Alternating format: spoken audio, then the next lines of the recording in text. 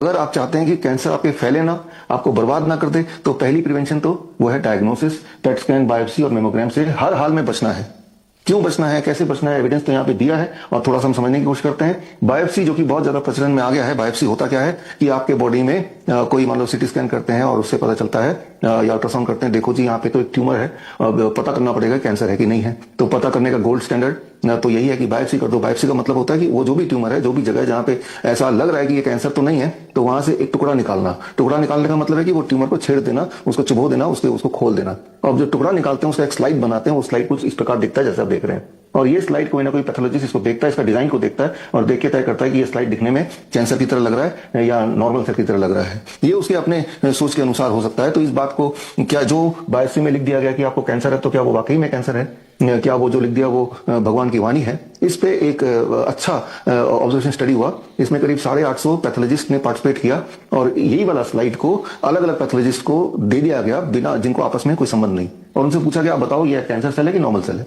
Interesting बात यह कि 33% पैथोलॉजिस्ट ने बोला इसी वाले स्लाइड को देख के कि ये तो नॉर्मल सेल है, 48% ने बोला कि ये तो एबनॉर्मल सेल है और 19% ने बोला ये तो कैंसर है। तो इसका मतलब ये समझना पड़ेगा कि जब कोई बोलता है, आपकी रिपोर्ट में आता है बायोप्सी में कि कैंसर है, वो काफी कुछ निर्भर करता है कि वो किस पैथोलॉजिस्ट के हाथ में गया, उस वक्त उसका माइंडसेट क्या था, उस वक्त वो किस प्रकार से उसको देख रहा था। वो कोई एक्यूरेट डायग्नोस्टिक है ही नहीं। वो जितने पैथोलॉजिस्ट के पास जाएंगे वो उनके जो ओपिनियन है बदलते जाएंगे। तो आपने ये देखा होगा कि एक हेल्दी इंसान जैसे उसके पास डायग्नोस्टिक रिपोर्ट आता है कि बायोप्सी में लिखा है कि आपको कार्सिनोमा है, वो कैंसर वर्ड पढ़ते ही उसकी आधी जान तभी निकल जाती है। वो लगता है कि उसे ऐसा लगता है उसका जीवन का अंत आ ही गया है अब तो। और उसके बिहेवियर भी कैंसर पेशेंट की तरह ही होने लगता है और उनके घर वालों का बिहेवियर भी उसी तरह से हो जाता है। अब आगे की जिंदगी वो एक पेशेंट की जिंदगी बिताने वाला है, सिर्फ इसलिए कि उसने अपने रिपोर्ट में कैंसर शब्द पढ़ लिया और उसने मान लिया जो ये लिखा है ये अल्टीमेट ट्रुथ है। जबकि इस ट्रुथ का जब इन्वेस्टिगेशन किया गया, इसके ऊपर जब रिसर्च किया गया, तो रिसर्च का मैं ये हवाला दे रहा हूँ, सारे एविडेंसेस मैं और भी देता रहूंगा आपको और आपसे सवाल भी लूंगा। अगर आपके सवाल हैं या कोई ऑब्जेक्शन है जो भी मैं बता रहा हूं उसमें, अगर कोई आपको डाउट है या आप एग्री नहीं करते तो आप मुझसे पूछेंगे। और ये तो भी बायोप्सी। और मेमोग्राम क्या है? मेमोग्राम में ब्रेस्ट में अगर कोई छोटी मोटी गांठ है, कोई पस पड़ जाए, पस निकलता हो, कहीं ब्लीडिंग होती हो, तो डॉक्टर बोलता है तो मेमोग्राम कराएंगे। अब जब मेमोग्राम कराएंगे तो मेमोग्राम होता क्या है और क्यों नहीं कराना चाहिए और मेमोग्राम से कैंसर हो जाता है, इस बात को समझने के लिए आपको थोड़ा सा 1 मिनट का पेशेंस रखना है। इसको समझने के लिए आप देखिए मेमोग्राम क्या है, इसको ऑन करना पड़ेगा। मेमोग्राम आप देखिए, ब्रेस्ट में 22 केजी के 2 प्लेट ऐसे दबाए जाते हैं। ये दबाते जब हैं तो it is very very painful, very very painful.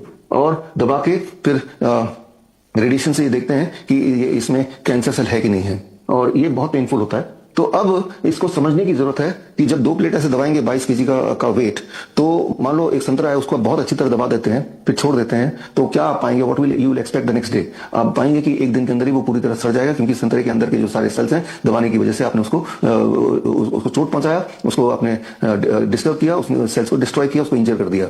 ठीक उसी प्रकार ब्रेस्ट के अंदर के सेल जब इंजर हो जाते हैं, वही इंजरियस सेल को गेट कन्वर्टेड इनटू कैंसर। ये जो बात बता रहा हूं मैं, ये कोई मेरी मनगढ़ंत इमेजिनेशन नहीं है, ये साइंटिफिकली ये प्रूवन चीजें हैं। तो इसीलिए मैं बोल रहा हूं कि कभी भी मेमोग्राम किसी को भी किसी भी हालत में नहीं करना चाहिए अगर कैंसर को प्रिवेंट करना है तो। जबकि आप देखेंगे डॉक्टर्स अक्सर रिकमेंड करते हैं कि 40 के बाद हर 6 महीने में एक बार मेमोग्राम कराओ। ऐसा मेमोग्राम कराएंगे तो जरूर 2-4 बार कराने के बाद कैंसर पेशेंट बन ही जाएंगे। हम तो हजारों ऐसे पेशेंट को देखते ही देखते हैं।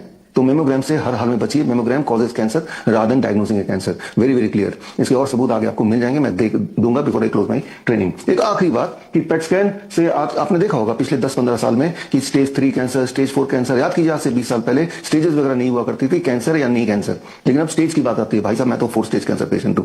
तो ये स्टेज कहां से आता है और ये साइंस को समझना पड़ेगा। आफ्टर ऑल आज वर्ल्ड कैंसर डे है, थोड़ा डिटेल में जाना पड़ेगा।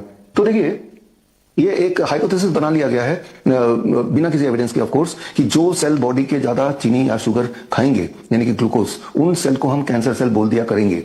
अब इस बात को समझना पड़ेगा कि जिस तरह से मैं आपसे बातचीत कर रहा हूं, अगर मैं 1 घंटा आपसे बोलता रहूं तो हम मेरे जो अंदर यहाँ के सेल्स हैं ये ज्यादा उपयोग में आ रहे हैं, तो जाहिर सी बात है ये सेल्स भूखे हो जाएंगे। अब मैं जो भी खाना खाऊंगा उसमें जो शुगर का कंटेंट है वो फ्लो करेगा टुवर्ड्स माय दीज एरिया जहां पे शुगर की ज्यादा जरूरत है। लेकिन हाइपोथेसिस क्या है कि जो सेल ज्यादा शुगर खाएंगे वो कैंसर सेल है।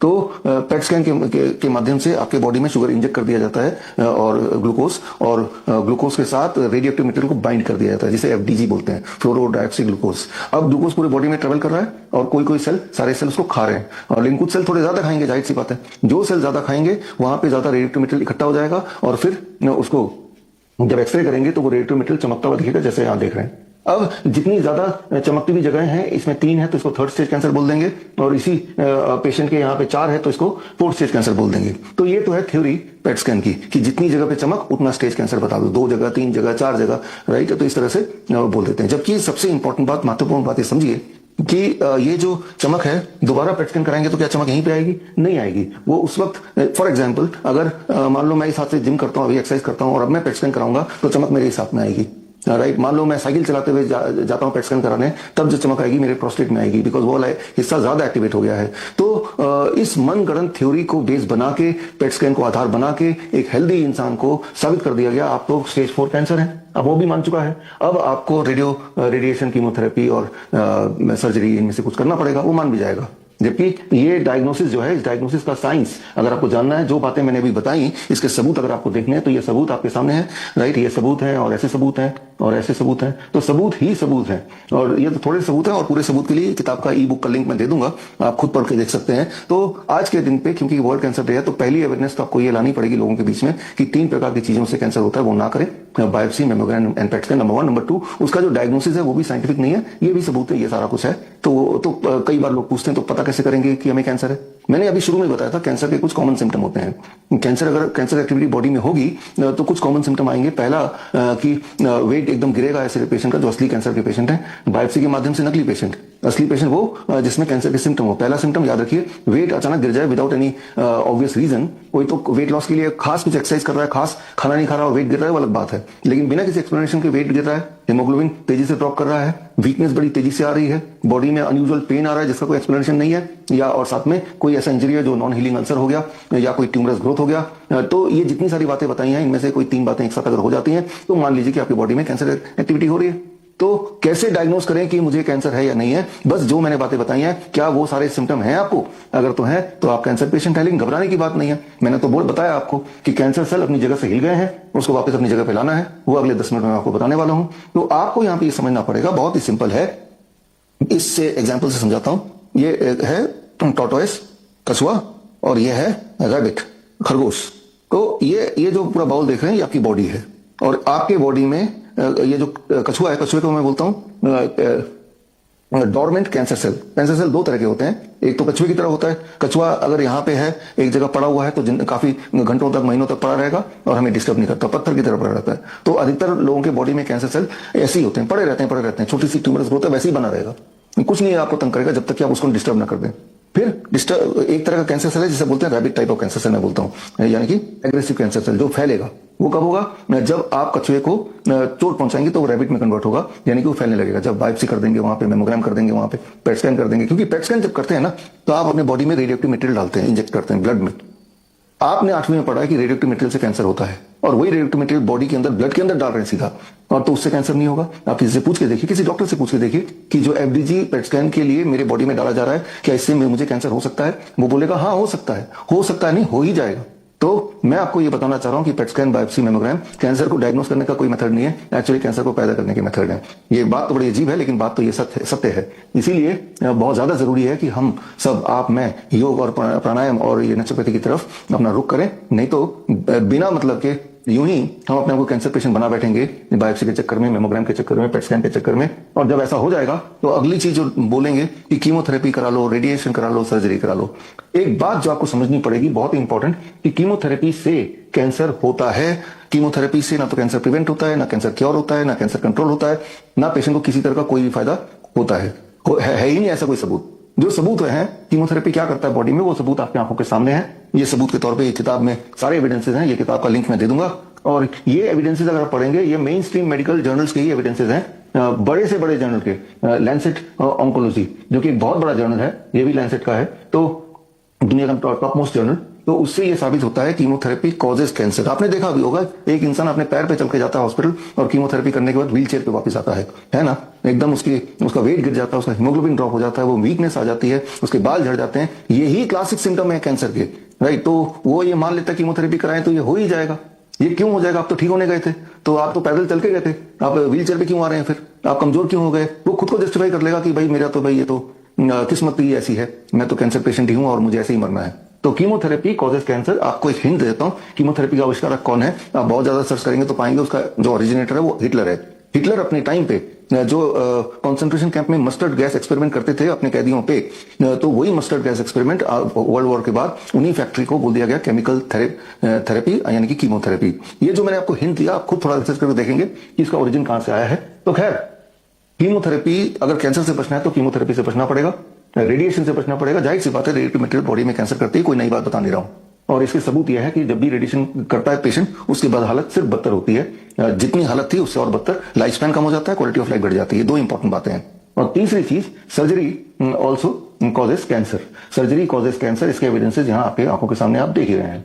और एक जब ये बातें अब लोगों में प्रचलित हो गई, लोगों को पता चल गया है, तो अब इसको घुमा फिरा के एक नया टर्म दे दिया गया है, दैट इज इम्यूनोथेरेपी। लगता है कि कोई इम्यूनिटी को बूस्ट करने वाली कोई थेरेपी है, जबकि आपको हैरानी होगी, शॉकिंग लगेगा कि इम्यूनोथेरेपी जो धड़ल्ले से अभी हॉस्पिटल में चल रहा है, इसका कोई भी रैंडमाइज कंट्रोल ट्रायल अभी तक नहीं हुआ है। एक रैंडमाइज कंट्रोल ट्रायल जरूर चल रहा है, और उस ट्रायल 2024 में इस ट्रायल का एक हिस्सा आया था बीएमजे में और जामा में, journal of American medical association में, और उससे ये पता चला कि इम्यूनोथेरेपी करने से पेशेंट की हालत बद से बदतर हो जाती है। अभी तक का ये कंक्लूजन है। तो बोलने का मतलब है कि एक तरफ ये योग है, नेचुरोपैथी है, जो हजारों साल पुराने से ऑलरेडी सिद्ध है और हमारे मानव इतिहास में वो करते आ रहे हैं, उसको लोग छोड़ के एक ऐसा इम्यूनोथेरेपी नाम दे दिया जिसका अभी तक एक भी ट्रायल पूरा नहीं हुआ है, और जितना पार्ट पूरा हुआ है उसमें ऑलरेडी पता चल गया कि इससे हालत खराब हो रही है। इसको ही हर जगह प्रमोशन मिल रहा है। तो यहाँ पे जितने योग के टीचर्स हैं, जितने नेचुरोपैथी के शिक्षक हैं, उन सबको आगे आना चाहिए और ये सारी बातें बतानी चाहिए, ताकि इंसान का रुख हम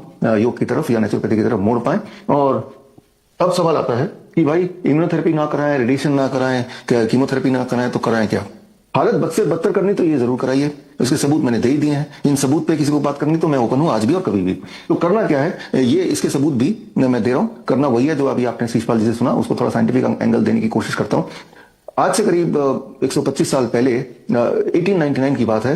तब उस जमाने में जब किसी को कैंसर हो जाता था तो एक एक्सपेरिमेंट किया जाता था कि कैंसर पेशेंट को फीवर दिला दें।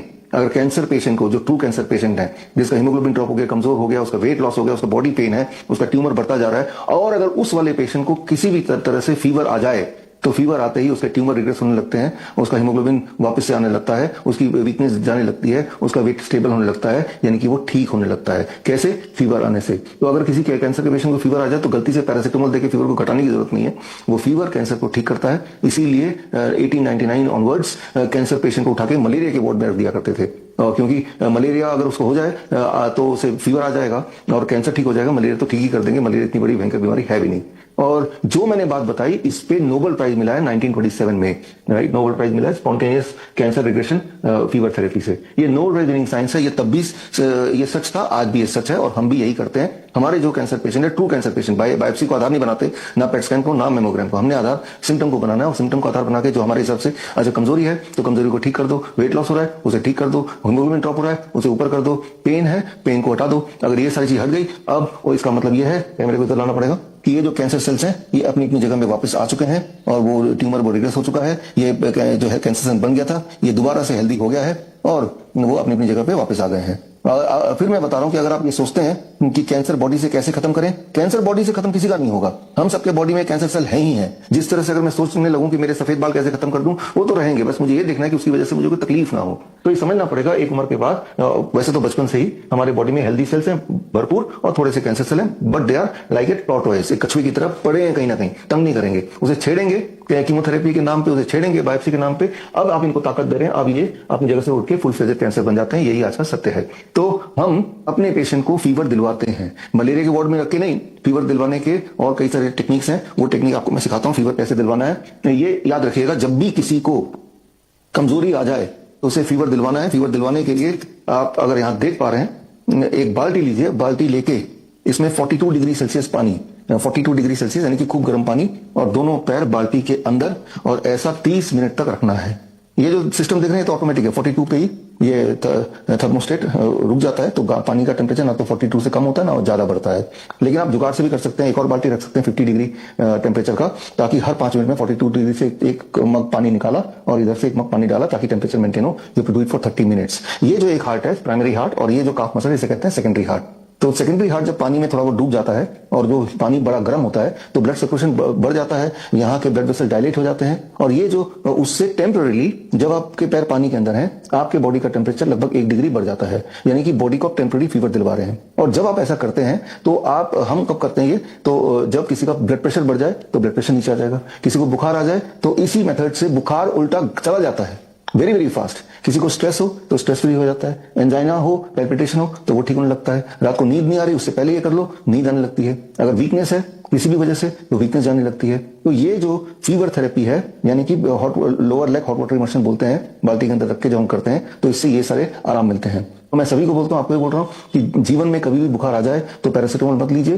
क्योंकि paracetamol itself can cause cancer, right. तो वो कैंसर करता है, वो पेट में अल्सर कर देगा, फिर अल्सर कैंसर बन जाता है। ये कॉमन बात है, प्रूवन बात है। और उससे पैरासिटामोल से लिवर फेलियर होता है। दुनिया के आधे लिवर फेलियर रिसर्च के अनुसार कारण सिंगल पैरासिटामोल ही है। अगर ये दवाई नहीं होती हमारी दुनिया में आधे लिवर फेलियर पेशेंट कम हो जाते। तो करना क्या है, फीवर आए तो यही कीजिए, lower leg hot water immersion. कितना टेम्परेचर में, 42 डिग्री सेल्सियस में। कितनी देर, आधे घंटे। कब, जब चाहे, सुबह शाम दिन रात जब चाहे। तो कैंसर के पेशेंट को भी हम यही कराते हैं और दिन में 2 बार, कभी कभी 3 बार। उससे उनका पेन कम होने लगता है, उनकी वीकनेस कम होने लगती है और उनके अंदर एनर्जी आ जाती है। और तो ये हो गया पहला स्टेप कि अगर किसी को सिम्टम है तो दिन में 2 बार 3 बार कराते हैं अपने हॉस्पिटल में हम। लेकिन मैं तो ये बोल रहा हूँ कि इसके लिए हॉस्पिटल आने की क्या जरूरत है, आप अपने अपने घर में जहां भी बैठे हैं वहां भी जुगाड़ से कर ही सकते हैं। तो दैट बिकम्स द स्टेप 1। इसके अलावा जो यहाँ पे जो बात बताई फीवर की, इसके एविडेंसेस अगर आपको देखना है, ये एविडेंस पे एविडेंस है कि कैसे फीवर थेरेपी से आप कैंसर कर सकते हैं। खूब सारे एविडेंस है, जितने चाहे वो देख लो। ये तो गया पहला स्टेप। दूसरा, जैसे शिशपाल जी ने जिक्र किया, डाइट का, अपने डाइट को बदलने की जरूरत है। याद रखिए, आप जब कुछ ऐसा खाते हैं जो नेचर से जुड़ा हुआ है, बिना उस प्रोसेसिंग के, तो वो भरपूर ऑक्सीजन से बॉडी को भर देता है, एक ऐसे न्यूट्रिशन से भरता है जिससे आपके बॉडी के जो कैंसर सेल्स थे वो अपने आप ही डोरमेंट होने लगते हैं दोबारा से। तो इसके लिए जो हम अपने पेशेंट्स पे करते हैं, we ask them to be on DIP diet. मुझे ऐसा लगता है कि आप में से बहुत लोगों को डीआईपी डाइट पता होगा, लाखों करोड़ लोग तो ऑलरेडी फॉलो करते हैं। आप में से जिन लोगों को डीआईपी डाइट पहले से ही पता है तो कमेंट में लिखिए, सारे कमेंट मैं पढ़ूंगा, राइट। तो दर्शकों के लिए एक खास मेरा मैसेज, आप इस दोनों चैनल के माध्यम से मेरे वीडियोस आप देख रहे होंगे, नए नए जो टेक्निक्स हैं वो आप सीख रहे होंगे। एक चीज़ करना भूल जाते होंगे कि वो ये है कि सब्सक्राइब करना। सब्सक्राइब कीजिए ताकि जो मेरे नए टेक्निक्स हैं, नए वीडियोस हैं, वो राइट टाइम पे आप तक पहुंचे, सबसे पहले पहुंचे।